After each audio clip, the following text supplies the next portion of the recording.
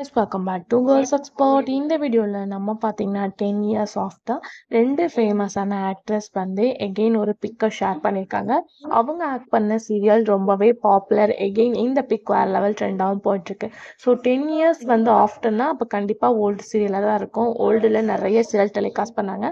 அதே இந்த சீரியல் அப்படின்னு கேட்கும்போது ஜீ தமிழில் நியூவாக டெலிகாஸ்ட் பண்ண லக்ஷ்மி வந்தாச்சு.